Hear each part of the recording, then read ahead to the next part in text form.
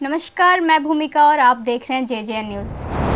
हल्द्वानी में आयोजित विजय शंखनाद रैली में कांग्रेस के राष्ट्रीय अध्यक्ष मल्लिकार्जुन खड़गे ने बीजेपी और आरएसएस पर जमकर निशाना साधा। उन्होंने कहा कि देश की आजादी के लिए जेल जाने वाला बीजेपी आरएसएस का कोई नेता नहीं रहा, जबकि कांग्रेस का आजादी से जुड़ा लंबा इतिहास रहा है। साथ ही खड़गे ने राहुल गांधी की पदयात्रा का जिक्र करते हुए कहा कि ये यात्रा संविधान बचाने के लिए की गई, जबकि बीजेपी लगातार संविधान से छेड़छाड़ कर रही है।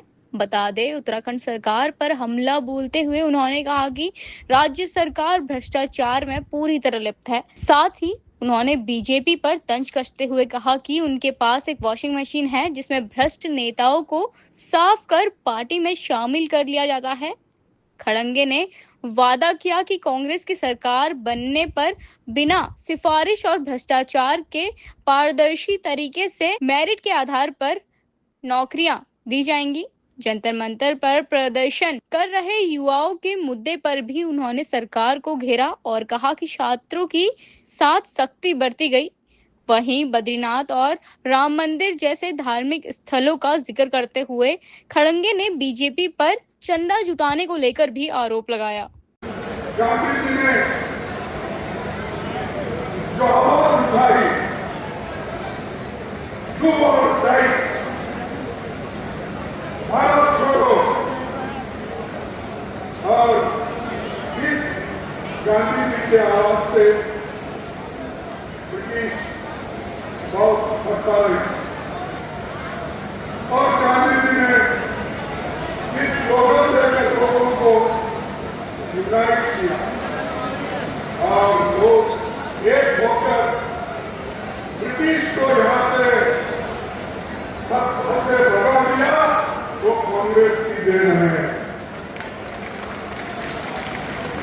बीजेपी और आरएसएस देश के लिए कुछ नहीं, आजादी के लिए कुछ नहीं है।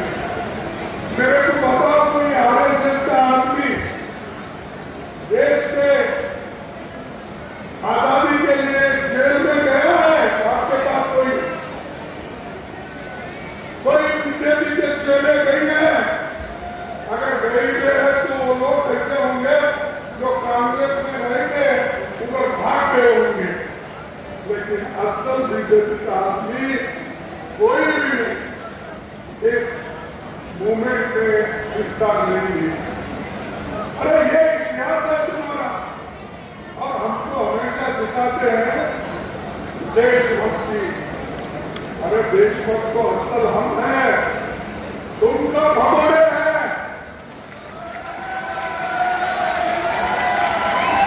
और तुमको ब्रिटिशों को शरण में उसके चरणों में बैठे और हमको सिखाते हो।